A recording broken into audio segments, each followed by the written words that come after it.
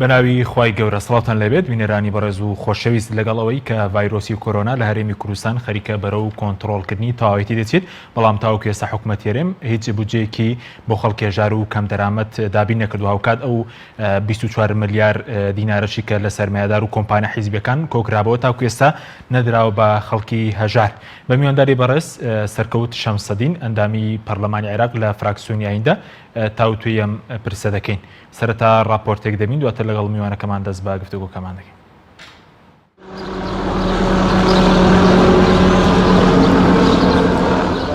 بارگرانیەکانی ڤایرۆسی کۆرۆنا بۆ خەڵکی هەژار بوون و تاوەکو ئێستاش حکوومەتی هەرێم ئەو 24 ملیار دینارەی لە سەرمایه‌دارانی کۆ کردەوە بەسەر هەژاراندا دابەشی نەکردووە. زیاتر لە مانگێک خەڵکی کوردستان لە کەرەنتینەدا بوون بەڵام حکوومەتی هەرێم جگە لە ڕێنمایی هیچ بودجەیەکی بۆ ئەوانی هەلی کاریان لە دەستدا دابین نەکرد. لە هەمان کاتیشدا حکوومەت بڕی 24 ملیار و 600 ملیۆن دیناری لە سەرمایه‌دار و کۆمپانیا حیزبیەکان کۆ کردەوە بەڵام تاوەکو ئێستا بەسەر هەژاران دابەش نەکراوە و لێی سودمەند نەبوون. حکوومەتی هەرێم وێڕایەوەی بودجەی بۆ هاوکاریکردنی هەژاران خەرج نەکرد، هیچ بڕیارێکیشی بۆ لێخۆشبوون لەو کرێچیانە دەرنەکرد کە لە موڵکی حکوومەتدان و هەروەها لە ساڵێکی باجی خانوبەرەی خاوەن موڵکەکان خۆش نەبوو تاوەکو ئەوانیش لە کرێچیەکان خۆش بن. حکوومەتی هەرێم ڕۆژی 1 نیسان کۆبووەوە لە ڕاگەاندراوێکدا ئاماژەی بەوە کرد لە کۆبوونەوەی ئەنجومەنی وەزیران سکرتێری ئەنجومەنی وەزیران ڕەشنووسی بڕیارێکی خستە ڕوو بۆ پشتگیریکردنی ئاسانکاری بارگرانی ئەو کاسبکار و کرێچیانەی بەهۆی ڕێکارەکانی خۆپارێزی لە ڤایرۆسی کۆرۆنا تووشی زیان بوون و سەرۆکی حکوومەتیش لیژنەیەکی یاسایی لە ئەنجومەنی وەزیران ڕاستپارد بۆ ئەوەی میکانیزمی یاسایی بدۆزنەوە بۆ کەمکردنەوەی بارگرانی لە سەرشانی ئەو خەڵکە کاسبکار و کرێچیانە کە بەهۆی ڕێکارەکانی خۆپارێزی لە ڤایرۆسی کۆرۆنا زیانیان بەرکەوتووە. بەڵام دوای 20 ڕۆژ تێپەڕبوون بەسەر کۆبوونەوە کە ئەنجومەنی وەزیران تاوەکو ئێستا هیچ بڕیارێکیان لەو بارەیەوە دەرنەکردووە. لە سەردەمی کۆرۆنا حکوومەتی هەرێم پێچەوانەی حکوومەتەکانی جیهان جگەلەوەی زیان لێکەوتوانی قەرەبوو نەکردەوە دابەشکردنی موچەی موچەخۆرانیشی دواخست. بە جۆرێک 43 ڕۆژ بەسەر دابەشکردنی خشتەی یەکەمی موچەی مانگی ساڵی ڕابردوو تێپەڕ دەبێت بەڵام تاوەکو ئێستا وادەی دابەشکردنی موچەی مانگی 1 ساڵی 2020 دیار نییە.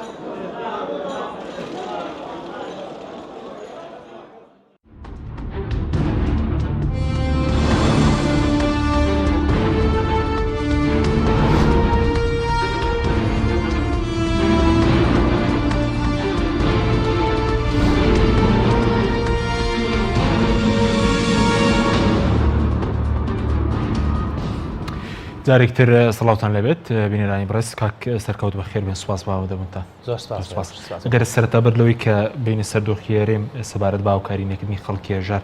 دەمەوێت لەوە دەست پێ بکەم لە مەسەلەی موچەی فەرمانبەران. دوێنێ بریکاری پێشووی وەزارەتی یاریی عێراق میوانی ئێمە بوو لەبارەی پشکی هەرێم لە بەغدا قسەی کرد. هیچ کێشەیەک هەیە لە ناردنی پشکی هەرێم و ئەگەر کێشەیە لەسەر چی بڵێن؟ بەڵێ سپاس بۆ پەیام. تاوەکو ئێستا جارێتیش وتومە تاکە دەستگایەکە دەرفەت بە هەموو دەنگەکانەیە هیوادارن توان سەرکەوتوو بن زیاتر پەری پێ بدەن بە بواریکی ئازادانە هەموو کەس قسە بکات لە کەناڵی پەیامەوە. سەبارەت بە موچەی فەرمانبەران هەتاوەکو ئەم لەحزەی من و تۆ قسەکەین جارێک کێشەیەکی یەکلاکەرەوە نییە. هەندێک گرفت هەیە دەکاتوانین لە وردەکاریە باسی کەین بەڵام هەتاوەکو ئێستا کێشەی پشکی هەرێمی کوردستان لە بەغداوە کێشەی تێنەکەوتووە و موچەی ئەم مانگەش هاتووە بۆ هەرێمی کوردستان. مانگی 4 مانگی 4 موچەکە هاتووە چۆت بڵین پارەکە موافقەت کراوە و ئەوەندە ماوەچێ سە حسابەکە پێم وابێ بەیانیان ئەمڕۆ لەوانێت بچێتە سە حسابی حکوومەتی هەرێمی کوردستان کابێتە دەست بە دابەشکردنی بکە. بەڵام ئەوەی کە کێشەیەک ڕەنگە دروست بێت کە ئەگەر زوو چارەسەر نەکرێ ئەویش پەیوەندی بە بابەتی دواخستنی ڕێکەوتنی نەوتە کە ئێمە چەندین ساڵە پێشووتر لانی کەم کە ئێمە 2 ساڵە لە پەرلەمانی عێراقین ڕخنەی سەرەکیمان لە سیاسەتی نەوتی هەرێمی کوردستان ئەوەیە کە هەموو کاتێ نەخۆی ئەتوانێت دۆخی هەرێمی کوردستان ئابووری پێش بخات نە ئەوەیە لەگەڵ عێراقیشان ڕێ بکەوە کۆتایی بە سیاسەتی شکست خواردووی بەسەر بەخۆفرۆشتنی نەوت بێنێت کە بازاڕی نەوت لە هەڵبەز و دابەزێکی زۆر زۆرایە و خطوڕێکی زۆر گەورەیە کە بتوانرێ بە ئیدامە بەم شێوازە لە سیاسەتی نەوت بدرێ ئەویش ئەوەیە کە ئەو ڕێکەوتنەی لە ساڵی 2019 لە بودجەیە دانرا بوو کە هەرێمی کوردستان 250,000 بەرمیل بدا بە عێراق لە بەرامبەر عێراق هەموو موچەی فەرمانبەران و بودجە بە گشتیوەکی گشتی بۆ هەرێمی کوردستان بنێرێکە نزیکەی ملیارە دۆلارێ کرد ئەو بۆ ڕێکەوتنەکە نەکراوە جێبەجێ نەکراوە عێراق تەنها نزیکەی 400 میلیۆن دلارێکی نار کە ئیسەی نێرێ بەڵام لە چەند مانگی ڕابردووە بۆی ئەوی نرخی نەوت دابەزیوە ژمارەیەک پەرلەمانتاری عێراقی واژویان کۆ کردبووە دوو بەشێکیان واژویان کۆ کردبوو بۆ ئەوەی کە پێداچوونەوە بە سیاسەتی نەوتی هەرێمە بکرێت و ڕێگەل لە فرۆشتنی نەوتی هەرێمی کوردستان بگیرێ بەسەر بەخۆ لە ڕێگەی سۆمەوە بکرێت بەشێکی تریان هەرداوایان کردبوو ئەو بەشەی هەرێمی کوردستان موچەی فەرمانبەرانی هەرێمی کوردستان ببڕدرێ بۆچی خۆی کێشەیەکی تایە لە ئێستا لەبەرەوەی بودجەی 2020 لە عێراق تێنەپەڕیوە و دانمان لەسەر نەکرۆ لە پەرلەمانە ئێستا تەنها موچە سەرفەکرێ پارەی پرۆژەکانی وەبەرهێنان هەمووی وەستاوە لە عێراق ئیلا حاڵەتی کۆڕۆنا نەبێ حاڵەتی تەواوی نەبێ ئەوەی هەرێمی کوردستان بە ناوی موچەوە نێردراوە لە ڕاستیە خۆی عێراق لە بری 600,000 فەرمانبەری هەرێمی کوردستان 682,000 فەرمانبەری هەرێمی کوردستان ئەینێرێ بەڵام لە یاسای بودجە بە تەواوی ئەمە ڕوون نەکراوەت ئەمە وەکو منحەیەک وەکو پشکی هەرێمی کوردستان ئەڕوات پشکیش لە چوارچوەی پرۆژەکانی با بڵێن وەبەرهێنان و خەرجیاتی گشتیایە کە ئەبێ ئەمانە ڕابگیری هەتاوەکو بودجە تێپەڕێ و ڕێکەوتنی هەرێم بەغاش نەگەشتۆ بە کۆتایی لەسەر بودجەی 2020 ئەگەر بودجەی 2020 هەرچەنە تێنەپەڕێ بەڵام نەگەشت کۆتایی ئەگەر بیرتان بێ هەر لەم بەرنامەیە لەم کەناڵە بەڕێزەی ئێوە چەند مانگێک لەمە پێش وەفدێکی هەرێمی کوردستان هاتە بەغا باسی ئەویان کەوتیان ڕێکەوتنمان کردووە و دەگویەکی گەورە و کەناڵە زەبەلاحەکانیان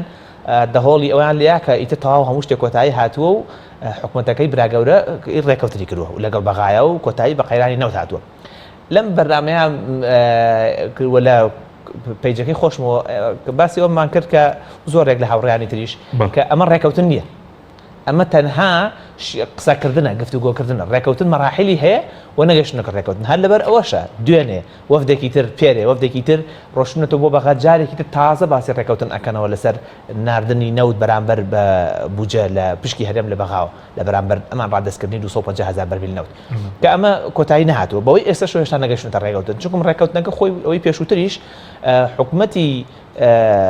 عێراقی و حکوومەتی هەرێمی کوردستان بۆی ئەمە ڕێکەوتنەکانیان با بڵێن لێک تێگەشتەکانیان ببێ بە ڕێکەوتن ببێ بە یاسا ئەبێ بچێتە پەرلەمان بچێتە ئەنجومەنی وەزیران لە ئەنجومەنی وەزیران تێپەڕێ و دواتر بچێتە پەرلەمان لە پەرلەمان ببێ بە یاسا کە بریتێ لە یاسای بودجە کە ئەمە نەکراوە هەتا ئەوە نەکرد ناوی نانرێ ڕێکەوتن لەسەر ئەساسی ئەو ئیتفاقی پێشووتر ئەڕۆنەوە کۆن کە بریتێ لە ناردنی 432 میلیۆن دلارێک شتێکی لەوەتێ بۆیە ئەوەی کە کێشەکەی لە هەرێمی کوردستان دروست بوو ئەسڵی کێشەکە بریتێ لە سیاسەتی نەوتی هەرێمی کوردستان بابەتێکی تریش هەیە کە ئەوەی عێراق ئێستا حاليا کە ئێستا تۆ قسەکەین داهاتی لە 3 میلیارد دلاری مانگانەوە 3 میلیارد و شتێک دابەزیوە بۆ کەمتر لە میلیارە دلار بۆی دابەزی نرخینەوتەوە لەو میلیارە دلارش نزیکەی 145 بۆ 45 بۆ هەرێمی کوردستانیەت کە بریتیە لە بودجەی موچەی فەرمانبەرانی هەرێمی کوردستان ئەوی تری عێراق بەو بەشەی تری کە ئەمێنێتەوە لە 16 لەگەڵ بەو احتیاطی کە هەیەی موچەی فەرمانبەرانی خۆی پێدا زەختەکە ئەمێ دروست بووە لە کۆی فرۆشتنی داهات لە کاتێکی هەرێمی کوردستان نەوت نایبی ڕابردوو وزارەتی نەوتی عێراقی 2 میلیارد و 900 میلیۆن دلاریان بۆ ماوەتەوە لە فرۆشتنی ئەوەی بەڵێ ینی بە زمانگی شوبات بڵین 5 میلیارد دلار بووە بەڵێ ڕاست وەکو نەوت بەڵێ لە ئێستا حالین کە ئێستا من تۆ قسەکەم باسی ئەوە یەکەم کە نرخی نەوت دابەزێ یەکسەر داهاتەکە لەسەر ئەم مانگە نییە ینی ئەوەی کە تەسیراتی هەیە یەک دوو مانگی دواتر تەسیراتێتە بۆ مانگی 4 ئێستا حالێت داهاتی عێراق کەمترە بێتەوە لە میلیارە دلار میلیارە شتێک پێی دابەزینی بەرزبوونەوەی نرخی نەوت ئەمە وای کردووە کە زەختێکی زۆر لەسەر حکوومەتی عێراقی دروست بێ و حەمید غزی کە سەربەسەدیەکانە سکرتێری ئەنجومەنی وەزیرانە کتابێک هاتۆتە بەررەسی لەلایەن پەرلەمانەوە لایەن ژمارە لە پەرلەمانتارانەوە ئەو کتابەکەی ئیمزا کردووە کە سکرتێری ئەنجومەنی وەزیران دەسەڵاتێکی زۆری هەیە دوای سەرۆک وەزیران ئەتوانێت زۆر یاسا هەیە تا لای ئەو تێنەپەڕێ ناچێتە بواری جێبەجێکردنەوە ئیمزای لەسەر ئەو داواکاریە کردووە کە بنێردێ بۆ وەزارەتی دارایی بۆ سەرۆک وەزیران کە ناردنی پشکی هەرێمی کوردستان ڕابگیرێ باش ئەمە ئێستا حاليا وەفدەکەی هەرێمی کوردستان کەوتون بەسەرە ئەگەیان لە ئەم مخۆ و بەس بابەتەی ناو ئەنجومەنی وەزیران نەبووە لە ڕاستی وەفدەکەی هەرێمی کوردستان بۆ بابەتێکی تر چوون بۆ بەغا بۆ ئەوە چوون کە لەگەڵ لە بەغدا دەنگۆی ئەو بڵاو بوویەوە نەکرد دەنگۆ ڕێکارێک هەیە لە بەغدا بۆ پێدانی پارە و هاوکاری بە کەسانی هەژار بۆی داخستنی بازار و ڕێگەبانەکان لەلایەن بانکی ناوەندی تەرخانکراوە. عێراق خۆی لەلایەن وڵی وەزارەتی دارایی و بانکی ناوەندی عێراقەوە لەو پشکە ئەگەر هەرێمی کوردستان حساب بکەین هەرێمی کوردستان نزیکەی 80 ملیۆن دلارێکی یعنی بەرەکەی بۆ هاوڵاتیانی هەرێمی کوردستان. ئێمە لە ماوەی ڕابردوو لەگەڵ دکتۆر غالب وەکو دوو پەرلەمانتار داوامە لە وەزارەتی پلاندارانی عێراق کرد بە فەرمیش پەیوەندیمان پێوەکردن کتابێکشمان بۆ ناردن کە ئەو پارەیە ڕاستەخۆ بدرێت بە هەرێمی کوردستان بە هاوڵاتیانی هەرێمی کوردستان و لە ڕێگەی بریکارەکانی خۆراکیشەوە ئەتوانرێت وەربگیرێت کێ هەژارکی هەژاری ئێوە لەگەڵەوە دانین ئەو بڕەپارەی لە ڕێی حکوومەتی هەرێمەوە بێ ئەگەر بۆ نمونەوەی عێراق هاوکاری دەکات کەسێک موچەی نەبێ 150,000 لە سەردەمی کۆرۆنا هاوکاری بکرێ خەرخێزانێک کە موچەخۆری تیانە بێ. بەڵ ئێمە لەگەڵ ئەوەین کە ئەو پارەیە بگاتە دەستی هاوڵاتیانی هەژار ڕاستەوخۆ لە ڕێگەی عێراقەوە عێراق خۆی لە ڕێگەی وەزارەتی دارایی خۆیەوە نایکات. بۆچی لە ڕێی هەرێمەوە نەبێ بۆ کە خۆی ئێمە گرفتێکمان یاری حکوومەتی هەرێمی کوردستان هیچ متمانەیەکی نییە کە هیچ پارێک بێتە بەبژێر دەستی بتوانێت بە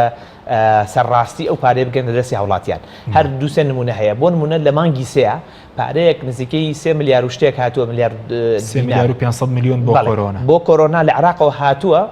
تقریبا 3-4 ڕۆژ لەمەوە پێش پارەکە گەشتە پارێزگای سلێمانی یعنی دوای مانگێک وار نزیکی کۆرۆنا تەواو بوو. ئەوە پارەی کەس با بڵێن ئەوانەی دەوڵەمەندەکان کە ژمارەیەک پارەیان بەخشی بوو بڕێک پارەیان بەخشی بوو بە حکوومەتی هەرێم ئەوە هێشتا هەر دابەش نەکراوە هەر کەسیش نازانێت چی لێ بەسەری ئەوە تەماش نین دابەشیکەن ئەڵێن ئەنێن بەئین بە کەلوپەلی پزیشکی. ئەو پارەی کە لە عێراق هاتووە بە فشاری ئێمەمانان و ئەو پەرلەمانتاران نەبووە نۆ پەرلەمانتار ئاگادار بن ئێمە هۆشیاریەکماندایە حکوومەتی هەرێمی کوردستان کە بە زووی موچە دابەشکات لە مانگی سێ بەتەمانە بە موچەش بۆ ئاسانە دابەشکات بەتەمان تا ئێستا بەردەوام بێت لە دابەشکردنی موچە بۆ ئەوەی لەگەڵ ئەوەی 4 بیاتەوە لە 1 و 2 مانگ جارە موچە بە بۆ هیچ متوانەیەکی نییە ئێمە هیچ متوانەیەکمان پێی نییە و لە عێراقیشە پارەی ئەوەی کادرێ بە هەژارە نادرێت بە وەزارەتی دارایی وەزارەتی پلاندانان خۆی فۆرمێکی بڵاو کردەوە لەو ڕێگەیەوە پێداچوونەوەی پێیاکەن بە زەرنارەکانی هاوڵاتیانە پارەکە دەن بە هاوڵاتیان عێراق ئەمە بکایە هیچ وەڵامێکتان وەری لە وەزارەتی پلاندانان خۆی ئەوان کە بۆ نمونە خۆی ڕاستەوخۆ ئەو پارەی کە لە سەردەمی کۆرۆنا بە خەڵکی هەژار دەدرێت کارخێزانێک بڵێن موچەخۆریتیانە بە 150,000 ینی ڕاستە خۆدا بەشی بکات. ئێمە لەگەڵ ئەوانە گرفتێکیان لەگەڵ لەسەرم بابەتە هەیە گرفتێکیانەوەی کە حکوومەتی هەرێم داوای کردو ئەو پشکە بەو بدرێ یعنی ئەوان جارە چاوەڕێ ئەوان چۆن حکوومەتی هەرێم میکانیزمەکەی چی بۆ ئەو پارەی ڕاستەخۆ گەڕێتە دەست هاوڵاتیان نەک بدرێت دەست حکوومەتی هەرێم و بە ئارەزوی خۆی دابەشیکە. کێشەیەکی تر هەیە بەیاناتی خەڵکی هەژار هی هەرێمی کوردستان وەزارەتی پلاندانانی هەرێمی کوردستان لەگەڵ وەزارەتی کار و کاروباری کۆمەڵایەتی هیچ بەیاناتێکی فەرمی کە کۆیان نەکردوێتەوە کی هەژارە و کی هەژار نییە دەخلی مەعیشیان چەندە و نەشاندیاوە بە حکوومەتی عێراقی بۆیە حکوومەتێکی بە پلانە حکوومەتێکە لەسەر وەکو نووسنگی حواڵە وایە پارە لە عێراق و دابەشێکە هەندێکیشی لە لەگرت بۆ خۆی لەبەرەوە ئێمە متمانەمان پێی نیوە هەموو هەوڵێکی شێن کە ئەم پارەیە لە ڕێگەی حکوومەتی هەرێمەوە نەدرێ ئێمە دڵنیاین ئەو پارەیە بگاتە دەستی حکوومەتی هەرێم جگە لەوەی کە لە کاتی خۆیان دابەش ناکرێت هەمووشی دابەش ناکرێت بەشێکی گلێنەوە بۆ خۆیان و بە شێوەی جیاواز ئەشارنەوە هیچ شەفافێتێک لە کاروباری دارایی حکوومەتی هەرێمانی 7 ساڵە هەر هیچ مەلەفێکی دارایی حکوومەتی هەرێم لەبەردەست پەرلەمانی کوردستان نییە بیزاری نەناردێتە پەرلەمانی کوردستان ئەسڵەن لە سیفاتەکانی حکوومەت چۆتە دەرەوە بۆتە نووسنگێکی حواڵە لەبەرەوە ئێمە نووسنگی حواڵە وەزارەتی دارایی هەرەوە نییە کە مەسەلەن موچەی بۆ بێت و دابەشی بکات ناوە نووسنگی حواڵە وایە نووسنگی حواڵە کاک حەکیم ئەگەر ئێستا لە بەغاوە پێویستە بە پارە بێ ئەتوانی هاوڕێ کەسێک لە بەغاو بۆ بنێرێت و بچێت نووسنگی حواڵەکە و کۆی حکوومەتی هەرێم وای وەری بریتەوە کە حکوومەت وەزارەتی دارایی بریتە لە سیاسەتی دارایی ئیشی دابەشکردنی موچە بابەتێکە بۆی ئەسڵەن لە ڕێگەی بانکەوە یەکلایی بکرێتەوە چەند کاتێک سیستەمی بانکی ئەلکترۆنی بخرێتە کار تاوەکەوەی هاوڵاتی خۆی قسە ڕاستە وەزارەتی دارایی هەرێم وەزارەتی دارایی نییە ڕاستە نووسنگی حواڵێ کە لە پێش دروستکردنی حکوومەت ئەگەر بەبیرتان بێت لە کەناڵی کێنێنی سەر بە گۆڕانەوە کاتی خۆی باز دەوەکرا لە 60 ڕۆژی یەکەمە کە حکومتونە ناو حکوومەتەوە هەموو هاوڵاتیەک حسابێکی بانکی بۆ کرێتەوە نەکرد موچەکەی خۆی پێ ئەدرێت ڕاستەوخۆ بەشێک لە موچە بڕاوەکەی پێشووتریشی ئەوەی ڕوبع موچە و نیوە موچە ئەوەشی بۆ ئەگەڕێنرێتەوە بە کرێدتێک بۆ ئەگەڕێنرێتەوە سە حسابەکەی بەڵام نە ئەومان بینی نەموچیان پێدا بەشکرا هیچ سیاسەتێکی دارایی نییە و خاوەنی هیچ استراتیژێکی دارایی نییە ناوی مؤسساتی دارایی نییە حکومت کۆمپانیایەکی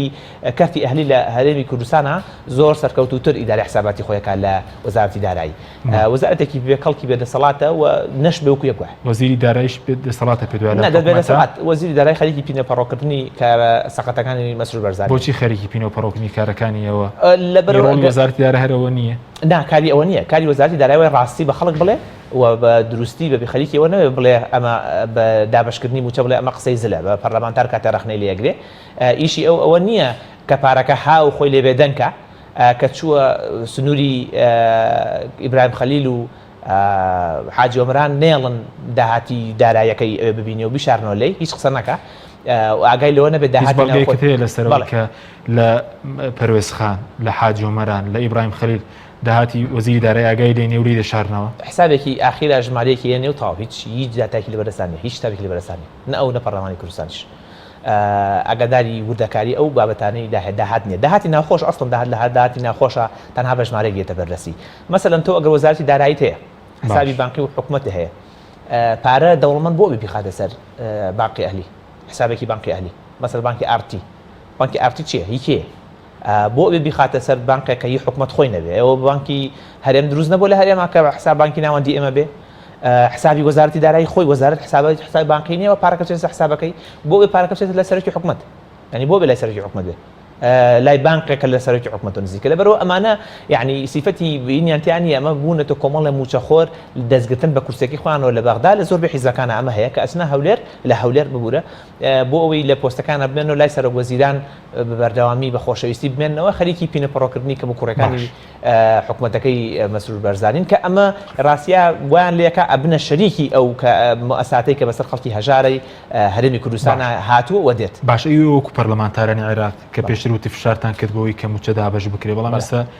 43 ڕۆژ تێپەڕی و بەسەر دابەشکردنی یەکەم موچەی وەزارەتی تەندروستی کە لە مانگی 8 مانگی ڕابردوو ینی دابشکرێت تا ئێستا دەنگ و باسی موچەنی ئەی بۆ فشار ناکەن مادام کە پارەکەی ئەم مانگەش لە بەغدادەوە کێشەی نەبێت ئێمە فشارەکانمان دەست پێکەینەوە چاوەڕێکن ئەو چەند ڕۆژی داهاتووە بزانم حکومەتی هەرێم بەدنیازە خۆی بێدەنگ یا بەدنیازە موچەکە دابشکە ئەوان هەنێ بیانویان هێنا و زمینە سازیان بۆ کرد هەر لەوانە وەزیری دارایی کە هیچ داهاتی ناوخۆ نەماوە ئەزانی کاکاکیم ئیشی ئێمە نیە داهاتی ناوخۆمایان نەماوە تۆ دوو ڕێگەت هەیە وەکو حکومەتی هەرێم ئیشەکەی تۆ ئەوە نییە خەریکیەوە بی خەڵک ڕەجاڵکەیت وڵات تۆ داهات نەماوە یانەوەی حکومەتەکە تەسلیمەکەیت و واز لێنی پێ ناکرێت ینی خۆی داری وڵاتەکە پێ ناکرێت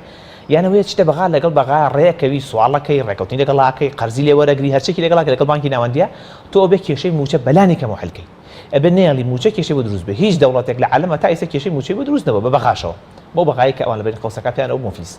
کێشەی موچە نابێت دروست بێ کێشەی پرۆژەکانی وەبەرهێنان بابەتێکی جیاوازترە ئەکرێ بەشێک لە پرۆژەکانی وەبەرهێنان لە ئێستا بۆ سێتا ئەوکو دۆخی ئادارایی هێورە بێتەوە یان بازار برە و گەشەکردنی زیاتر ئەڕوا بۆیە ئێمە لە فشارەکانی خۆمان ناوەستین و لە چەند ڕۆژی داهاتووشە چاوەڕێەکەم بچینەوە پەرلەمانی عێراق بۆ دەنگدان لەسەر کایبنە تازەکە ئەو بابەتە نەجارێکتر هینەوە بەر بەیان بەڵام ئەمە بە تەنها بەمە ناکرێ هەموو جارێ بە فشار و ئەبێ نەقیزە لە حکومەتی هەرێم بۆشێنی ئەبێ بیگەین حەلێک ئێمە ئەگەر ئەم حکومەتە بزانین کە ئیتر بەتەواوەتی هیچ چارەسەرێکی پێ ناکرێت بیر لە ڕێگەچاری یاسایی و دەستوری بکەینەوە کە بەیاناتی ناچاریان بکەین بەیاناتی موظفینی هەرێمی کوردستان تەسلیمی عێراق بکرێ بۆی مەسئولیاتی پێدانی موچە بەتەواوەتی بخەینە سەر عێراق هەڵبەت بەجیاکردنەوەی بندیوارەکانی خۆیان چونکم ئێمە لە هەرێمی کوردستانە فەرمانبەرانی هەرێمی کوردستان باجی بندیوارەکانیان ئەو پارەی لە عێراقەوەیەت بەتەواوەتی بەشی موچەی فەرمانبەرانی ڕاستەقینە و بەشی موچەی هێزە ئەمنیەکان و بەشی موچەی بەشی باڵێنەوەی خارەنشینیش ئەوەی خارەنشینیش ئەکا بەڵام نزیکەی 400,000 خارەنشینی نایاسایی و موچەی بندیوار هەیە کە بە سیستەمە ساقەتەکانی بایۆمتری و ئەو سیستەمانی کە داهێنا چاکسازی ویچی چارەسەری نەکرد بۆی حەلەکە هەر ئەمانە ئەبێ مەلەفی موچە ڕادستی بەغا بکات بەپێی یاسای بودجێ عێراقیش 2019 یەکێک لە بڕگەکانی ئەوەیە بەیاناتی موظفینی هەرێمی کوردستان ئەبێ تەسلیم عێراق بکەن حکومەتی هەرێمی کوردستان لە ساڵی 2007ەوە یەک ڕقمی یاوە بە عێراق بەیاناتەکانیان نە واتە ئەگە فەرمانبەرێکی هەرێمی کوردستان ئێستا بیەوێت موچەکەی خۆی لە عێراق وەربگرێت ناتوانێت بۆ چووکم هیچ بەیانات و مەلەفێکی لە بەردەستی حکومەتی عێراق نییە لە لای هەرێمی کوردستانە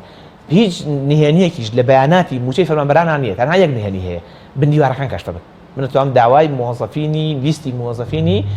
دایرەکانی هەرێمی کوردستان بکەم ئەو کاتە و بندیوارەکانی تیا بدۆزبوو موظفی ڕاستەقین و موظفی بندیواری تیا بدۆزنەوە کاتە لە ڕووی یاساییەوە دەربکرێن لە ئەوان ئێستا ئەمە گەرمانەوە وەکو پەرلەمانتارێ داوای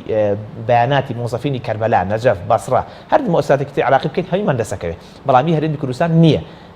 و تازەشی نەکردێتەوە ئەبدەیتی ئەو زانیاریانشی کە لای حکومەتی عێراقی هەیە تازەی نەکرێتەوە بۆیە ئێستا ئەگەر ڕێکەوتنیش بکە 250,000 بەرمیلیش بن بە عێراق هێشتا عێراق هەر بەشی 650,000 682,000 فەرمانبەر پارەیە بە هەرێمی کوردستان بۆ چووکم یاسای میزانێتە نەپەڕیەوە ئەگەر یاسای بوجێ عراق تێنەپەڕێ بەپێی ئەو ڕێکارانەی کە هەیە لەسەر 12 بەس ئەوەی کە پێشتر حکومەتێرێم ئەوەی دوایەوەی کێوەکو نۆ پەرلەمانتار بەیاننامێکتان بڵاو کردەوە کە پێشتر پێش دابشکردنی موچەکە موچە دابش بکرێ بەڵام ێستا حکومەت دوایتر وتی دەستکاری موچە ناکەین ئێوە باستانە وەکتو دیشار هەوڵێک دەبەستنەوە کە دەستکاری بکرێ بەڵام ئەم دواخستنە ئێستا 43 ڕۆژە یعنی ئەو فێڵ و دەستکاری نیە هەر داهێنانەوەی پاشەکەوتی موچە نیە بەڵام بە شێوازێکی تر بەڵێ ئەوەشێکی تر فێڵێکی ترە لە مەسەلەی دابشکردنی موچە لە کاتەکەی دواخستنی کاتەکەیەتی کە حوجەکان گوایە ئەوەیە کە داهات لە بەغاوەن یان داهاتیان لە ڕێگەی نەوتەوە یا داهاتی ناوخۆ کەمی کردووە کەشفیان کرد کە داهاتەکە پێشتر نزیکەی 300 ملیۆن دلار بۆ ماگانە و جگە لە داهاتی نەوت تەنها داهاتی ناوخۆی ئێستا بۆتە نزیکەی 50 بۆ 60 ملیۆن دلار بەڵام ئەمە ئەکرێت تەئسیر کا لەسەر پرۆژەکانی وەبەرهێنان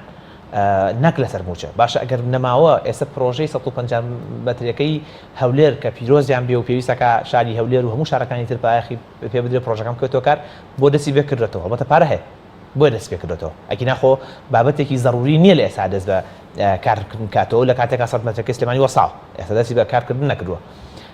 بەهۆی گوای بەهۆی کۆڕۆناوە بۆیە ئەمانە هەموو قەناعەتکردن هەوڵدانە بۆ قەناعەتکردن بۆی کە پارە نییە بۆی بتوانن لە کۆتایی ساڵەکە پارەی مانگێک بۆ دوو مانگی هاوڵاتیانی هەرێمی کوردستان فەرمانبەران بخۆن بۆ من ئێمە دڵنیاین هانی هاوڵاتیانە دەین بۆ هەموو جۆرە ناڕازایەک بۆ بایکۆتکردنی دەوام بۆ بەردەوامیدان بە ناڕازایەتەکانیان بەڵگە هەیە کە پارە هەیە و بەڵێ بەڵگە هەیە کە پارە هەیە بەڵگە هەیە کە پارەیان لە بانکەکانی لوبنان هەیە بەڵگە هەیە کە پارەیان لە بانکەکان ئەوەی کە لێک حسابی بانکیە 1 میلیارد دلاریان هەیە هی وەرگرتنی قەرزێک لە کۆمپانیای ڕۆزنافتە وەریان گرتووە موچەی فەرمانبەران لە مانگی کە ناگاتە 1 میلیارد دلار لەگەڵ ئەو پارەی عراقا بەشی 3 مانگەکە لەگەڵ ئەو پارەی کە لە عراق وێت لەگەڵ ئەو 1 میلیارد دلار 3 مانگەکە ئەگەر بگەڕێنێتەوە لەو بانک بەڵێ ئەگەر بگەڕێنرێتەوە کە توانرێت لەگەڵ حکوومەتی عراقی بگەڕێنرێتەوە و کردو بۆ شتێک ناکەن ئێمە کۆمەڵەوە دەدەچمان کە کۆڕۆنا توانرێ بۆ موچە سوودی لێوەربگیرێت کۆڕۆنا کۆمەڵێک هەنێک ئیشەکانی خاو کردەوە بەڵام ئێمە لە تەنسیق بووین لەگەڵ ئەو هەندێک لەو هێزانەی کە لە پەرلەمانی لوبنانیا هەن ئەوان داتا و زانیاری پێویستیان هەیە دووسێ کێشەی هەیە بابەتە یەکەمیان ئەم پارەیە بە ناوی شخصەوە دانراوە لەوێ بە ناوی کۆمپانیایەکی وەهمیەوە بە ناوی IMMS کۆمپانیایەکی وەهمیە بگەڕی لەی شوێنە وجودی نێوە کەم کۆمپانیایە تەنها خاوەنێکی هەیە ئەو خاوەنەش ڕاوێژکاری نەوتی هەرێمی کوردستان بووە لە ساڵی 2008 و 9 ئەوانە تا 2018 ئەم کەسە کەسێکی پاکستانیە ئەو ڕەگەزانانی کەنەدی هەیە لەسەر ناوی ئەوە لەگەڵ دوو کەسی ترا هێنایەتی بەشێک لە کۆمپانیاکە هی ئەوە ئەم کەسانە ئیشان بۆ حکوومەتی هەرێم و پارتی دیموکراتی کوردستان بەتابەتی ماڵی مەسعود بەرزانی کردووە پارەکان لێ داناو بە ناوی شخصەوە بەپێی یاساییەکانی لوبنانیش لوبنانێکێک لە وڵاتانەی کە پارە ئەتوانی دابنی لە حسابی بانقیە بەبێ ئەوەی سەرچاوەی داهاتەکە کەشف بکەیت و بانقەکەش داوای سەرچاوی داهاتەکە ناکات ئەگەر داواشی کە بڵاوی ناکاتەوە بۆ شخص ئەمە کە بۆ ئەو کەسانەیە کە کاری ناشەرعیەکە خەریکی قاچاقچێتین خەریکی هەندێک کاری ناشەرعین ئەیشارنەوە پارەکان ئەمە دەوڵەتان پارەی خۆیان ناشارنەوە عێراق لە هەرکی پارە دابنێ بە ناوی خۆی دایانێت و ناشیشارێتەوە ئەمە کێشەیەکی یەکێک لە کێشەکانێتی کێشەکەی تری ئەوەیە کە بەم شێوازە دادنا لە حاڵەتی دروستبوونی قەیرانە بانکەکانی با بڵێن دادگاکانی لوبنان حەق بە کەسی خاوەن پارە نایەن پارەکەی بکێشێتەوە بانکەکە توانێت یاسا بسەپێنێ بەسەریانە کە ئەم پارەیە نەکێشنەوە پارەکە لە شوێنی خۆیان بمێنێتەوە لەبەرەوەی لە کاتی قەیرانە بۆی کێشەی کەمبوونی سوی لە دروست نەبێت کێشەیەکی تری هەیە ئەم ڕێکەوتنی ئەم کۆمپانیا وەهمیە کە ئەم پارەی داناوە بە حسابی خۆی حکوومەتی هەرێم بۆ ئەوە دایناوە لە یا پارتی بۆ ڕۆژی ڕەش دایاناوە کێشەیەکی ئەوی بۆ دروست بووە کە بۆ ماوەی 3 ساڵ دایاناوە لە ساڵی 2010 پارەکە دانراوە ساڵی 2017 حسابەکە کراوەوە ساڵی 2010 پارەکەیان حسابەکە کە لە دوای ڕێفراندۆمە چەندمانێکی کەم دوای ڕێفراندۆمە بە ڕێکەوتنی 3 ساڵ هەر ساڵی لە 16 قازم چ لەسەر پارەکە ئێستا ئەو بانکەکە پێیان لە ئێوە پارەکەی ئێوە 3 ساڵەکە تاوا نەکردووە نەگەشتە 3 ساڵەکە شکاتیشیان کردووە لە بانکەکە لە نیویۆرک بەڵام هیچ نەتیجەیەکی نەبووە لەبەرەوە ئەو پارەیە لێ گیری خواردن یەک حاڵەتە هەیە ئەگەر حکوومەتی هەرێم ڕاستەوخۆ ئەم پارەیە بکات بمولکی حکوومەتی عراقی حکوومەتی عراقی خاوەنی سیادی ئەتوانێت بەسەر ئەو کۆتوبەندە یاسایانەی بانکەکانی لوبنانە تێپەڕێەوە توانێت پارەکە بگێڕێتەوە بۆ خۆی نەشفەوتێ ترسێکی شەیە لەسەری ئەگەر ئەم بانکە لەم حاڵەتی بۆ هۆی کۆڕۆناوە ئیفلاس بکە پارەکە فەوتێ یەک فلسیش ناگەڕێتەوە بۆ بەکارهێنەرەکەی و پارەکە نامێنێتەوە بۆی ئەم پارێ ئەمە یەکێکە لەو پارانە لە هەندێک لە بانکەکانی لە قوبرس لە تورکیا پاریان هەیە نیانگەڕێنەوە دیسانەوە ئەوەی کە بە قەرز وەریان گرتووە یانەوەی کە داهاتی نەوت بووە چونکە داهاتی نەوت ئێمە ساڵی 2018 دوای هەڵبژاردنەکان گفتوگۆمان لەگەڵ عەبادی هەبوو لە گفتوگویەکە عەبادی باسی لەوە کرد کە لەگەڵ ئۆردوگانە مناقەشێکیان لەسەر نەوتی هەرێمی کوردستان بۆ دروست بووە و کاتێک کە شکاتەکە لە تورکیا کراوە لەسەر داهاتی نەوتی هەرێمی کوردستان ئۆردوگان باسی ئەوی کردووە کە ئەوان ئەگەر ئەو شکاتە لابن ئەوە توانێت سەرچاوی داهاتەکان پێ بڵێن لەکوێیە کە عەبادی ژووتی پێم وتووە لە بە هاڵبانکە توێتی ئەو هاڵبانک تەنها ئەوەیە کە ڕسمیە ئەنا ئەمەزانین کە ئەفرۆشرێ بە ناڕسمی داهاتەکە بۆ شوێن تیشەڕوە کە بە قۆڕسەڕە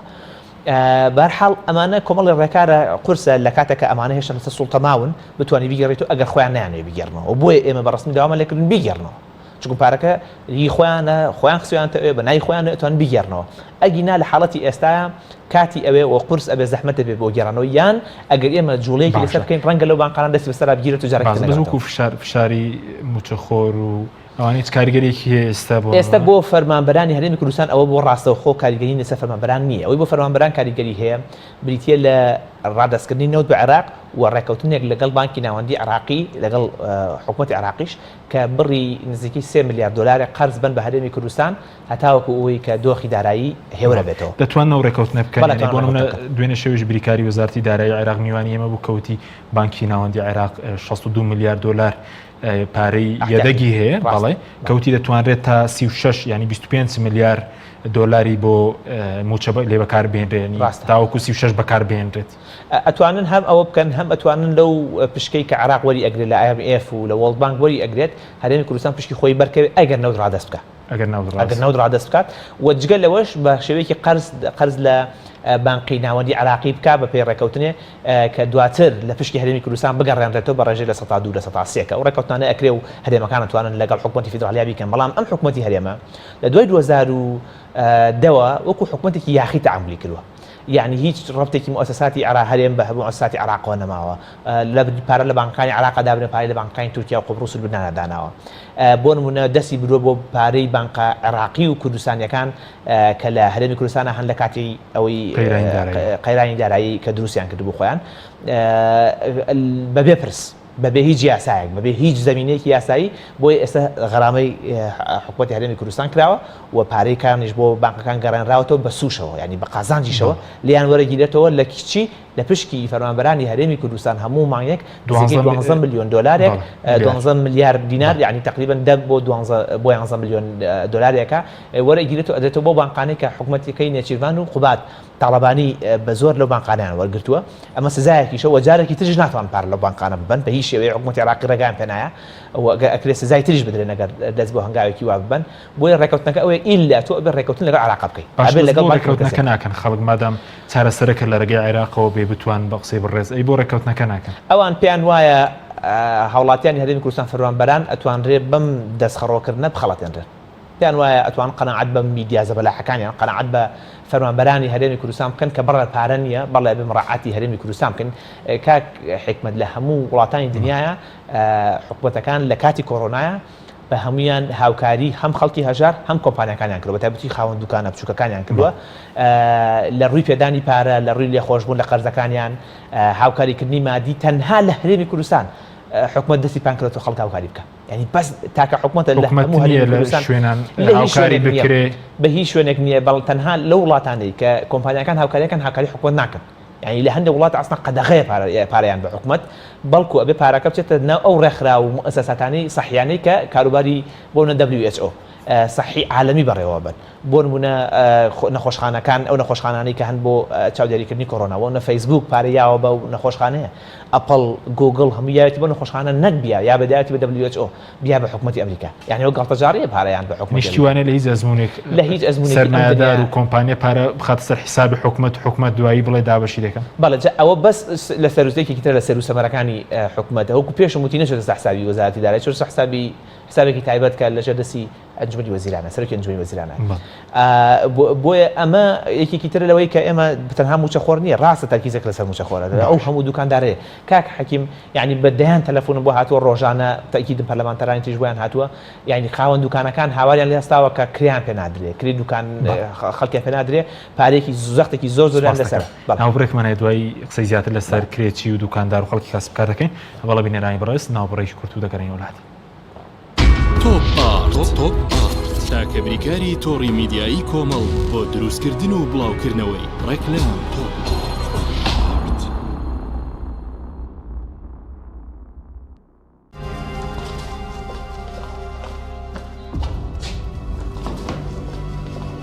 فرم دايشة وي دسل وازی لێبێت ئەوە پاراکە راسك باراكا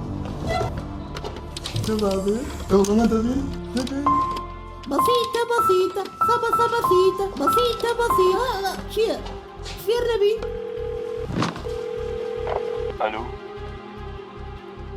ئەلۆ برنجی مەحموودە باجوە بگرن ئەکتەری سەرەکی ڕێکلامەکانی ئێوە لای ئێمەیە جا ئەگەر هفتا زور جا ئەگەر پارەیەکی زۆرمان نێنێ ئیتر ڕێکلام و مێکلامی برنجی مەحمودیش فونیش جار ئێستا جواب مەوێت برنجی محمود ڕێکلامی ناوێ چۆن؟ برنجی محمود ڕێکلامی ناوێ بسيطة بسيطة صبا بسيطة شێ بوریا ئەی تۆ ێستا نەگیرابووی ربا بوري كلامبو ئایا ئەزانیت ئێمە پێشەنگ بووین لە داونلۆدی بێ سنوور و لە خێراییدا کە لە ناو شار و دەرەوەی شاری سنووری پارێزگای سلێمانی بەربڵاوترینین ئێمە فانسینێتین بەردەوامین لە خزمەت گوزاری ناوازەکانی ئینتەرنێت و نرخی گونجاوی ئۆفەرەکانمان تۆی خاوەنکار و کافێ و ڕێستۆرانتەکانیش دەتوانن سوودمەند بن لە خێرایی و خزمەت گوزارەکانمان بەڕادەیەک کە ببنەجێ ڕەزامەندی کڕیارەکانتان بەهۆی خێرایی ئینتەرنێتەکەت لە بەکارهێنانی یاری ئەلکترۆنیەکان و سەرجەم ئەو ئامێرانەی کە ئینتەرنێتیان پێویستە فانسینێت هەمیشە ئینتەرنێتی بێسنوور ژماری تەلەفۆن 0 224 75 74 یان 0 194 36 37 ئەم کوڕاناوی چالاکە حەزی لە چپسێکی چاکە بۆیانینی لای تاکە زۆر تەندروستە و زۆر پاکە ئەم چەشناوی پاریە حەزی لە چپسێنی نییە نینی تامی سروشتیە هیچ چپسێک وەک ئەو نییە هەژوانیش کوڕێکی جوانە حەزی لە ئاهەنگێرانە لە یادی لەدایک بوونەکەی چپسی نینی بوو هەڵبژار دەکەی نینی هاوڕێی مناڵانە تامی خۆشە و بێزیانە بۆن و ڕەنگی هەمە جۆرە شێوە و قەبارەی زۆرە بشاری نینی تامێکی لە یاد نەکراو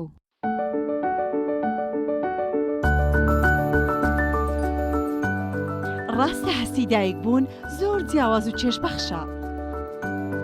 بەڵام بەرپرسیارەتێکی قۆرسیشە ئەرچی دایک پاراستنی تەندروستی و گەشەکردنی منداڵەکەیەتی باشترین خۆراک بۆ منداڵەکەی شیری دایکە بەڵام لەبەر هەر هۆکارێک دایک نەتوانێت لە شیری خۆی بە منداڵەکەی بدات باشترین جێگرەوە کۆنفیلاکە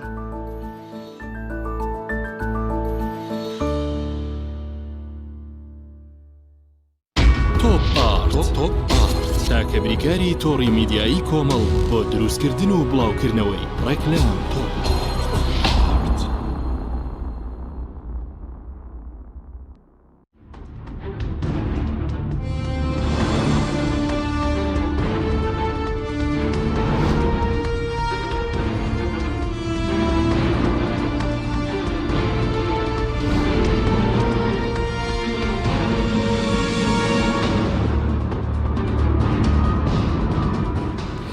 جارێکتر سڵاوتان لەبێت بینەرانی بڕستکە سەرکەوت پێش ناوبڕەکە باسیەوەت کرد کە ئەم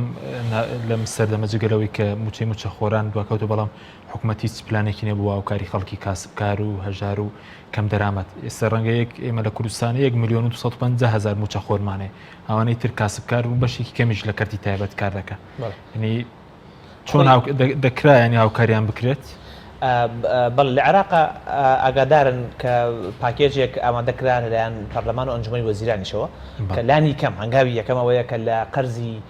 ئەو هاوڵاتیان نەخۆش بن یان لە کری ئەو خاڵاتیان نەخۆش بن کە لە مڵکی گشتیان مڵکی حکومەتێکی حکومەتن و دواتر ئەو بانقانەی کە بانقی حکومین هەمویان لە ڕێگ قەرزەکانیان بۆسن قەرزی عقارات هەیە کە لەسەر هاوڵاتیانە و کۆمپانیەکانیش دیسانەوە لە ڕێیان هاوڵاتیان بۆسن بۆیان حسێب نەکەن بە قەرزێک کە دەمانگی تریاوە لەگەوتە ئەم مانگە بسڕنەوە لە ساڵەکە لە دوایەوە کە وەزە ئاسایی بۆ ئەنج داوای پاریان لێ بکەنەوە ئەمە وەکو هاوکاریکی باش بوو بۆ ئەوانەی کە کرێچین و ئەوانەی کە دوکاندار هەندێک هەوڵی تریشێ لە عێراقا کرد دۆخی دارایی تۆزێک باش بێت هاوکاری تری دوکاندار و خاوەن پیشەکان بکەن بۆی بتوان بەردەوام بن چکم ئەوانە احتیمادیان لەسەر ئیشی ڕۆژانەیە هەوڵاتیانە هەرێمی کوردستانیش ئاگادار لە سەرەتای مانگی چوارا بوو کە تەڵان خۆتان ئاگادار ماوەیەکی زۆرە دەوەتی کۆڕۆنا دەستی پێکردووە سەرۆکی هەرێم و سەرۆکی حکوومەت خۆیان شاردۆتەوە دەرناکەون ئەمڕۆ سەرۆکی هەرێم دەرکەوتووە لە دوای کۆڕۆنا و هەموو شتێک کۆتایی هات کۆبنەوەیەکی ئۆنلاینیان کردبوو لە کۆبنەوەکە بڕیاری ئەوە بوو کە گوایە هەرێمی کوردستانیش لە قەرزی سەر ئەو هەوڵاتی و دوکاندارانەی خۆش ئەبن کە لە مڵکی گشتیان بەڵام بەشێکی زۆری شەیە لە مڵکی تایبەتە باسییان کردو کە بازیش لێ خۆشبوون لە باز ئەویان دواخست حکومەتی هەرێم سیاسی 20 ڕۆژە ئەم بڕیارە هەر جێبەجێ نەکرانی خەڵک چاوەڕێ بووە 20 ڕۆژ بەسەرەوەدا تێپەڕی کە خۆیان وتیان ڕژنووسێکمان حازر کردووە کاک حەکیم کێشەیەک هەیە لە حکومەتی هەرێمە کەوتم کێشەی متمانەیە چەندی جاری تریش باسم کردو متمانەمان بە پێشتر باسم کردەوە کە ئێمە متمانەمان بە نێچیان بەرزایی نەبوو متمانەشمان مەسروور بەرزایی نییە و بە ئەزمونیشمان هەیە لەگەڵیانە ئەی بە قوبات تاڵەبانی بەتەمان قوبات تاڵەبانیش کە جێگری لە هەردوو لە کات جێگر بوو بە هەردووکیانەوە بەس مەسم کابینەکە کە سەرۆکی حکومەتە متمانەمان پێیان نییە کە هەڵبەت قوبات تاڵەبانی خۆی ینی بەلکێ ئەناڵێنە بەدەستەوەی کە ئیمزایەکی ناخوا لە نای حکومەتی پەکەی مەسروور بەرزانی بەڵام ئەمان ئەگەر پێشتر باسی ئەومان کرد ئەگەر فشاری ئێمە و ژمارەی پەرلەمانتاری تر نەبووە ئەوان بەتەمان بوون موچەی مانگی سێ زۆر دواتر داخەن بەتەمای شاردنەوەن هەولی شاردنەوە مەسەلەن لە نیوەڕۆکای ئەم باسمان لەوە کرد کە موچە گەشتووە و چەند پەرلەمانتارێکی تریش گەشتووە وتیان نەگەشتووە دوای 2 ساعتیان ئەو موچەکە لە بەخاوە گەشت فعلا ئەو ڕۆژە نە سیارە هاتوو لە بەغایەوە نە تایارەش هاتوو لە بەغاوە و موچەکە چۆن گەشت بە ئیرادی خوا گەشت بەرحەڵ ینی هەولی شاردنەوەیە دەن بەردەوام مەسەلەن بەتەمای ئەوە بوون فێڵێکیان کرد بەتەمای ئەوە بوون کە موچە بکەن بە ڕبع موچە کە زانیان فشار دروست بوو و ئێمە هەڕەشەوەشمان کە ڕێکاری یاسایی لە بەغاوە گرنە بەر لە دژیان کردیان بەوەی کەوتیان نا ئێمە بڕیارێکیان ناوتیان ئێمە موچە کەم ناکەینەوە بەڵام دوایە خەن لە بری کەمکردنەوە دوایە خەنەوە هەندێک وەزارەت هەیە 40 ڕۆژ 45 ڕۆژە موچەی وەرنەگرتووە ئەمە یەکێکی ترە لە ڕێگارەکانیانەوە بەرداو لە فێڵان پارێکی زۆر لە بانگی سێ هەم لە دەوڵەمەنەکان هەم لە با بڵێن WHO هەم لە عێراقەوە هاتوو بۆ هەرێمی کوردستان بۆ کۆڕۆنا تاوەکو فشار دروست نەبوو محافظ قیڕی لێبەرز نەبوو محافظی سلێمانی هاواری نەکردە تەلەڤیزیۆن و خەڵکێکی تر تەداخلی نەکرد پارەکان بۆ سلێمانی نەنارد بۆ پارێزگاکانی دهۆک و شوێنەکان تریش نەناردووە تا ئێستا 24 میلیارد بەڵێ هینی خێرخوازان کایسە نەدراوە بڵین سەرمایه‌دار و کۆمپانیەکان تا ئێستا دیار نیە وایە بەڵێ ئەنجا ڕێگەی لەوە شەگرن کە محافظ خۆی بۆرە محافظی ئێرە یان قایم قامەکان یان محافظی هەڵەبجە پارە لە خێرخوازان کۆ بکاتەوە ئەوێ ئیلا پارەکە بچێتە حسابی باش وەزارەتی کێ بەداچن بۆ بڕە پارەیە کە پێشتر وتیان مەسەلەن بەردەوام لە فێڵان کاکە دەبێت بە هەژارن ئەو بڕە پارەیە بەڵێ جا ئەو کێشەکە هەیە ئەو پارەی تریشی کە دیسانەوە بۆ هەژارانیت ئێمە هەموو هەوڵێکی خۆمانین کە ئەو پارەی نەگات دەستی حکومەتی هەرێمی کوردستان ئەبێ ڕاستە خۆ بگات بدرێ بە هەوڵاتیان هەموو هەوڵێکی خۆمانی لەگەڵا ئەین و ڕێکاری یاساییش لە بەرامبەر هەر وەزیرێکی حکومەتی عێراقی فدراڵە ئەگەینە بەر ئەگەر بێت و ئەو بابەتە لە بەرچاو نەگرێ بۆچی بۆ عێراق نادرێ بە وەزارەتی دارایی بەڵام بۆ هەرێمی کوردستان بدرێ بە وەزیری دارایی بۆ وەزیرەکەی ئێمە زۆر شەفافە لەبەرەوە جێگەی متمانە نین ئەنجا شتێکی تر کاک حەکیم لە مانگی چوارەوە بڕیارە ناوە سەرەتا مانگی چوارەوە کە لە کرێ خۆش بن خۆیان لێ بێدەنگ کردووە بۆچی خۆیان لێ بێدەنگ کرد بۆ لەبیربردنەوەی ئەزان خەڵکی ئێمە ئەمەندە فشایتری بۆ دروست کراوە ئەوەندە قەیرانیتری بۆ دروست کراوە زیینی وەرتەی بۆ دروست کراوە کێشەی شەڕی ناوخۆ پەکەکە و کۆڵە مۆزوعی تری هەن بەسەرا لەبیر خەڵکی بنەوە ئەوەی کە ئەڵێت مەرگی پیشانەوەین بۆی بە نەخۆشی شتێکی وایە ڕازی بی یا بە زیندان ڕازی بی لەبەرەوە دۆخێکی وای هەر نەپێشەوە بۆی لەبیر خەڵکی بنەوە بەردەوامی خەڵکی فێڵکردنە لە خەڵک بە بەردەوامی مەسەلەن ئێستا وەفدێکی ناڕەوە بە بەغا لەم کاتەیە کە کۆڕۆنایە و جموجولی دیبلۆماسی کەم بۆتەوە بە خەڵکە لێ وەڵا ئێمە ناردوونمان بۆ ئەوەی ڕێکەوتنی مەسەلەی موچە کێشی بۆ دروست نەبێت ڕێکەوتنی نەوتی بکرێت لە ڕاستیە 80 ملیۆنی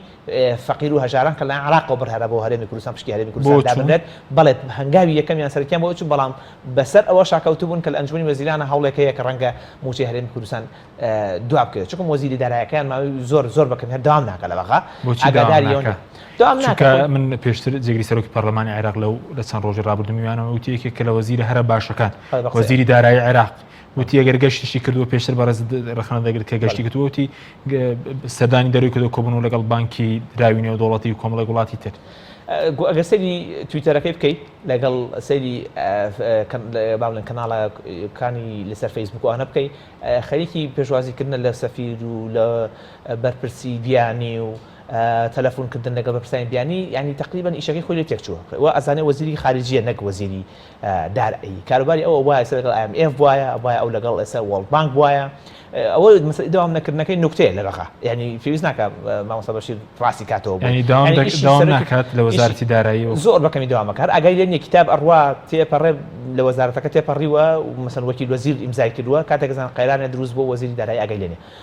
داوام ناکە ئەو پێویستیش ناکە بە ڕاستیەکەی مەلا بەشیر بۆ ئەدانانراوە لە بەغا کە لە پەرلەمانە بۆی هەڵەکانی وەزیرەکانی سەر بە پارتی ڕاستکاتەوە بۆ دانراوە چاودێنی وەزیرەکان هەمووی بکات بەوە وەزیرەکەی پارتیشەوە کە بەڕاستی ئەوەیە یەکێکە لەوانەیە کە لیان تێکچووە کە ئیشی ئەوان چێت لە بەغا و نوێنەری خەڵکرد نەک نوێنەری وەزیرەکانی پارتی بۆیە ئەوە یەکێک لە کەم و کوڕەکانی و شارەزایەتی لە بواری دارایی نییە ئەو اختصاصی ئەو نییە بابەتەکە بوارەکە اختصاصی ئەو نییە و لەبەر ئەوەیش زۆر کێشە بەسەریا تێپەڕێ زۆر بابەت هەیە بەسەریا تێپەڕێ و هەندێک مەلەفەیە کە شکاتی لێ ئەکرێت لە لایەن ژمارەیەک پەرلەمانتارەوە بۆ هۆی تێپەڕبوونی هەندێکی ئەکرێ هەڵوێ بەسەریا تێپەڕێ هەندێکیشی بۆی داوام نەکردنێتی داوام ناکە بە زۆر بەکەمێتێتە وەزارەت و زۆر بەکەمیش لە بەغای داوامەکە ئەمە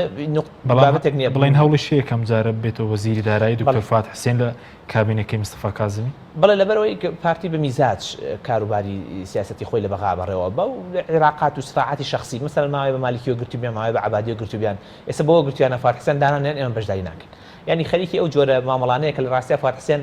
پارەی جوتیارانی هەرێمی کوردستان ئەوە 2 ساڵی ڕێکە لەوەیە بەڵێ بۆی نەنێدراوە وەکیل وەزیریش نە مدیری دارەی میزانیە نزیکەی 2 هەفتە پارەی پشکی هەرێمی کوردستانی لە بەغا دواخست هیچ دەسەڵاتێکی نەبوو بەسەریا لەبەرەوە ئەمە هەر بۆ دانانێتی بۆ بەسی تر بۆ ئەوەیە کۆمپانیەکانی بۆ هەر بۆ بەزانیاریتان کۆمپانیای قەیوان و کۆمپانیای کار بە بڕی نزیکی 2 میلیارد دلارێک بە بەرهێمنانی کارەبا و نەوت و هەندێک مادەی تر لەگەڵ وەزارەتی نەوت و وەزارەتی کارەبای عێراق گرێبەستیان هەیە کە ئەم پارانە یەک چرکەشەیە دوا ناکەون لە وەزارەتی دارایی یەکسەر بۆیان سەرفەکرێ بەشێکی زۆری لە ئیشەکانی ئەو وەزیرە بۆ ئەوەیە زیاتر نەکە بەڵام دوێنێ خۆی وەزیری دارایی هەرێم وتیەوان کارەبا بۆ مووسڵ و کەرکووک زیاتر دەکەن حکوومەتی هەرێم کارەبا دەفرۆشیە خود دوو کۆمپانیاکە بەڵام لە خاکی هەرێمی کوردستانە کارەباکە بەرهەمدی بەڵام نازانم سوودەکەی چێ بۆ هەرێمی کوردستان یعنی هیوادارم بۆ هاوڕێنەمان لە پەرلەمانی کوردستان سیرکن ئایا ئەمانە پشکێکەکەن بەس بۆکو خەڵکی هەژارێک ئەی چارەسەر چێکە بۆ نمونە بەڕێز دەڵێ و 24 میلیارد دلاری کە لە سەرمایهداران کۆگرا پێیان نەدرێ هیچ بودجەیەکیان مەسەلەن بۆ تەرخان نەکرا قەرەبوو نەکراوە ئێستا ڕەنگە لە هەندێک شوێن بازاڕی ئاسایی نەکرابێتەوە ڕەنگە لە سلێمانێک ناوچە بەس لە شوێنی کاسبکار هەیە مەسەلەن ئەوشی بۆنەوە لێ خۆشبوون لە باج و مەسەلەن کرێی هەندێک خزمەت گوزاریەکانە بەی چارەسەر چێ بۆ خەڵک هەژارێک ئێمە چارەسەرێک لەبەرەوەی کە لەبەرەسی ئێمە بێکو پەرلەمانتاری عێراق لە هەنگاوی ئەوان کە لە دوای پێکەنانی ئەم حکوومەتە لە عێراقا بۆ برادران لە پەرلەمانی عێراق و لە لیژنەی دارایی مامۆستا ئەحمەد و هەندێک هاوڕێتر کۆمەڵێک پێشنیاریان ئامادە کردووە بۆ حکوومەتی عێراقی کە لە ڕووی داراییەوە چی بکە و ئەکرێکێک لەو پێشنیارانە ئەوە بێ کە ئامادەکردنی پاکێجێکە بۆ هاوکاریکردنی بزنسی بچووکەوانی کۆم خاوەن دوکان و خاوەن پیشەکانن کە زەرمەندێکی زۆر بوون بتوانرێت قەرەبوو کرێنەوە کە دیسان ئەوە بۆ هەموو عێراق ئەگرێتەوە ئێمە پێویستمان بە میکانیزمێکە ئەم پارەی ڕاستەوخۆ بکاتە دەست پیشەوەرانی هەرێمی کوردستان دیسانەوە نەبگات لەسەر هەرێمی کوردستان بەڵام ئەمانە شتی درێژخایانن یعنی شتێک نییە خێرا ڕوودا بۆ مەسەلەی پارەی هەژاران لە هەرێمی کوردستانە خەڵکێکی زۆر نزیکەی ئەوەندەی من ئاگادار بن زیاتر لە 150 پێم وابێت 120 تا 150 هزار کەس لە هەرێمی کوردستان ئەو فۆرمی پڕ کردوێتەوە کە بە ناوی هەژاری خۆیان کردوێتەوە بەڵێ ئەوەی عێراقا ئێمە هەوڵێن ئەوە ببێتە بنەمایەک بۆ پێدانی ئەو پارەیە بە هەژاران پێم وابێت میکانیزمەکان لە ڕێگەی ئاسیا حواڵە و هەندێک ڕێگەی تریش هەیە کە ڕاستەخۆ بدرێ بە هاوڵاتیان وەرە بە فلتەری حکوومەتە مەحەلەکانە یا حکوومەتی هەرێمی کوردستانە نەڕوە ئەمە ئیشی ئەولەوێتی سەرەکی ئێمە بێ یەکێکی تر لە ئیشەکانمان بریتیە بێت لە مەسەلەی یەکلایکردنەوەی پشک و موچەی هەرێمی کوردستان لە بەغا کە لە بودجەی ئەم ساڵە هیچ مجالێک نەهێڵڕێتەوە بۆ مەسەلەی ئەو یاریکردنەی هەرێمی کوردستان بە نەوت واتە نەوت ئەبێ بەبێ هیچ بناقەشەیەک ڕادستی عێراق بکرێ بۆ ئەوەی چکم کاک حەکیم ئێمە لە عێراقا نزیکی 1 میلیارد دلارمان دەست ئەکەوێت ئەگەر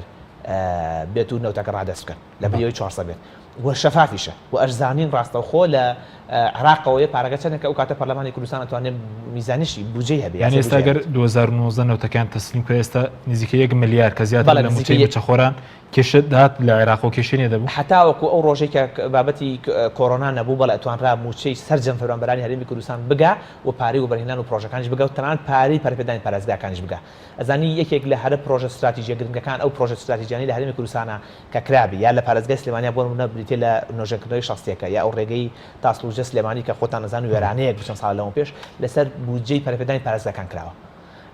کە ئەو بودجێ پەرپێدانی پارێزگاکان لەو کاتەوە وەستا کە سیاسەتی بەناو سەربەخۆی ئابووری یان سەربەخۆفرۆشتنی نەوتەوە لایەن نێچیروان بەرزانی و قوبات تاڵەبانیەوە جێبەجێکرا کە ئێمە ناوێنێ بە قاچاق بردن و تاڵانکردنی نەوتی هەرێمی کوردستان.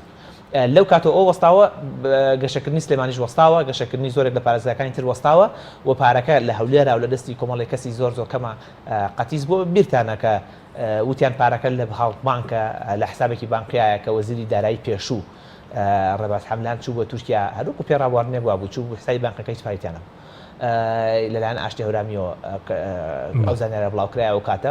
بۆیە ئەمە دەرکەوت کە ئەمانە لە ڕاستیە ئامادە نین بە هیچ شێوەیەک ئەوەی کە نایان ناوە سەربەخۆی ئابووری گوزەرانی هەرێمی کوردستان باشکەم بەڵکو بۆ خۆ دەوڵەمەندکردن بوون فعلەن هیچمان دەست نەکەوت لە سەربەخۆی ئابووری نەوت یعنی هیچمان دەست نەکەوت دەسەڵاتدار چی دەستکەوت خەڵک چی دەستکەوت بڵێن دەسەڵاتدار ژماری کۆمپانیا ملیاردێرەکان لە هەرێمی کوردستانە زیادی کرد ملیاردێرەکان سەرۆتیان زیاتر بوو لە هەرێمی کوردستان ئەوەی لە پارتی ویکێتیۆ نزیکن بەڵام هاوڵاتیانی هەرێمی کوردستان لە ڕووی گەشەکردنی ئابووریەوە زیاتر لە 125 داکشان لە ئابووری هەرێمی کوردستانە ڕوویدا لە کەرتی خانوبەرا لە هاوڵاتیان داهاتی ساڵانەی هاوڵاتیان ڕوویدا و بازاڕی هەرێمی کوردستان بە ئێسەشەوە سز بووە هەری ئەو کاتەیە تقریبا نزیکەی ئەوەی کە ئێمە زانیاریمان هەیە لەسەری تقریبا نزیکەی 6 ملیار دلارێک کە ئەبوو لە عێراق بەهاتایە بەڵام لە هەرێمی کوردستانە نەهات تەبعاً ئەو ماوەیە نەهات بۆهۆی ئەوەی کە هەرێمی کوردستان سیاسەتی بەناو ئابووری سەربەخۆیان نەوتی سەربەخۆی فرۆشت کە ئەمە ئێمە حکوومەتی هەرێم نەکرد پێی نەوتین ئەو 6 ملیاری پێیان نەکرد بەڵکو وتی ئێمە نزیکەی 25 ملیار قەرزاری دواتر مەسئول بەرزانی ڕقمێکی تریە بۆیە بووە بە یعنی تقریبا کۆمەڵێک مافیا ئیداری ئەم وڵاتە ئەدەن بە ناوی کۆمپانیا و بە ناوی حکوومەتەوە ڕەنگە دوجار ناچارمان بکات کاک حەکیم ناچارمان بکات ڕێگە بگرینە بەر ڕێگەی دەستوری یا بگرینە بەر بۆ زیادکردنی دەسەڵاتە فێدراڵیەکان لە هەرێمی کوردستان هەندێک ڕێکار هەیە لێسەرنەوەی هەندێک دەسەڵاتی دارایی لە حکوومەتی هەرێمی کوردستان لێسەرنەوەی دەسەڵاتی نەوتی هەندێک ڕێکار هەیە لەگەڵ هەندێک پەرلەمانتاری عێراق لە خزمەتی خەڵکی کوردستانەوە لە خزمەتی هاوڵاتیانی هەرێمی کوردستانە بەڵام جەرگێکی گورچەک بڕە لە کۆمپانیەکانی پارتی وەکێتی بەڵام ئێمە ئەو ڕێکار هەردینە باش یعنی ئەوە نییە بڵێن ئێستا جێبەجێبێ بەڵام ئەوە هەنگاو بە هەنگاو ئەو ڕێکارە کاتێکی زۆر کەمماوە بە سەبارەت بە کابینەی تازەکە لەسەر تای دامەزرانی و بانگشەی حکوومەتێکی بەهێزیان دەکرد کە مەسەرەن لە پارتی و ئیشیری و گۆڕان پێک دێت ئاساییە کابینێکی بەهێزی سینەیە بۆ هەژاران موچەیە نەتوان لە کاتی خۆی دابەش بکات یەکێک بوو لە خراپترین کابینەکان لەوانەیە کە لە دوای هەرنەتیروانەوە هاتووە کۆمەڵ ڕکلامی زۆر بوو مەسرور بەرزانی کرا بەڵام دەرکە و زیاتر ڕکلامی میدیایی بوو پێ بەڵێ مەشینێکی گەورەی ئەلامیان خستووە گەڕ مەسەن پێم بڵێ لە کاتی کۆڕۆنا جگە لە خۆشاردنەوە لە ماڵەکەی خۆیان چیتری کردووە ئەو ڕێکاری ڕێگە داخستنە بابەتێکی ئاسانە وەزیرەکانی تریشە ڕەنگە هەروان کردە بێلانەکان بەڵە سەرۆک وەزیرەکان تری جوای خۆر هەر باسی سەرۆکی حکوومەت ناکە بەس بە سەرۆکی حکوومەت سەرۆکاتیکردنی کابینەکەی ئەگەر ئەو مەیدانی بووە باتاتە دەرەوە کودێک دوو وەزیر نەبێکە لە دەرەوە بوون وەزیرەکان تیش هاتن دەرەوە قوبات تاڵەبانیش خۆی نەشاردەوە لە ماڵەکەی خۆیان دابنشێنێت چیروانیش هاتە دەرەوە بەڵام مەسرور بەرزانی کە دەسەڵاتی باڵای هەیە لە جێبەجێکردن دەسەڵات جێبەجێکردن یەک هەوڵی نەیە بچێ بۆ بەغا بچێ بۆ ئەو شوێنانی کە پارەکەی تیادا ناون شاردۆتی لە لوبنانە لە شوێنەکەی ئەو پارانە بگێڕێتەوە هیچی نەکرد لە بریەوە حسابێکی کردەوە بۆ سوال و ساقەکردن دوو پێم بڵێن پارەی گیانە دەستی هەژاران نەیگەیاند موچەی دواخست کێشەی دروست کرد لە بینی جارێکی تر دوو ئیدارەی تۆق کردەوە سەیتەری داخست جێشی ناردۆ بۆ سەر زێنی وەرتێ خەریکە شەڕی ناوخۆجارێکی تر دروست کاتەوە یەک دنیا کێشی ناو قەیرانی حکوومەتەکەی دروست کردووە ئەی ڕۆڵی بە کورتی ڕۆڵی یەکێتی و گۆڕان سێرام حکوومەتە وڵا یەکێتی و گۆڕان ڕۆڵێکی زۆر پەڕاوێزیان هەیە هەردووکیان ینی حسابی شاگردیشیان بۆ ناکرێت جاران لەسەر دەمینە چێژە بەرزانی حسابی شاگردیان بۆکرا لەم حکوومەتەیە پاشکۆیەکی تاوی سیاسەتەکانی مەسرور بەرزانی و لە پەڕاوێزی پاشکۆنیان هەموو بڕیارەکان مەسرور بەرزانی ئەیدا و هەمووی وەکو ئینزیباتی و عسکەری بەسەریان جێبەجێەکە و خاوەنی هیچ ڕێیەکی جیاواز نین تەنانەت یەک دوو جار دووسێ ڕێی جیاوازیان هەبوو لە ئەنجومەنی وەزیرانە لیان تووڕە بوو یەک لەوانە وەزیری کار و کاروباری کۆمەڵایەتی لە دوانێکە باسی لەوە کردووە کە مەسەلەی گەڕانەوەی پارە بۆ کەمەندامان سیاسەتی گۆڕان بووە لە ئەنجومەنی وەزیرانە پێوتون کە هیچ شێوەتان قبول ناکەم یەک کەس لێدوانی وا بداکە هی فڵان حیزب بووە و قوبە تاالبانیش ئاگادار نامێکیان نردووە تیمی یەکێتی کە ئەپاڕێنەوە لەوەی سەرۆکی حکوومەت بەشێک لە دەسەڵاتەکانیەوە بگێڕێتەوە زۆر بە کوتێک شتێکت مابێت شتێکی ئەوتۆ نەماوە بەڵام ئێمە هیچ هیوایەک نابێت لەسەر هەرێمی کوردستان و حکوومەتی هەرێم هەڵ بچنین هەموو هیواکانەوە بەشێک لە دەسەڵاتە فێدراڵیەکان بۆ هەرێمی کوردستان بگەڕێنەوە. زۆر سپاس بۆ بەرز سەرکەوت شەمسەدین ئەندامی پەرلەمانی عێراق لە فراکسیۆنی ئایندا. زۆر سپاس بۆ بینەرانی بەڕێز، سپاس بۆ هاوکارانم تا بەرنامەیەکی دیکە خواتان.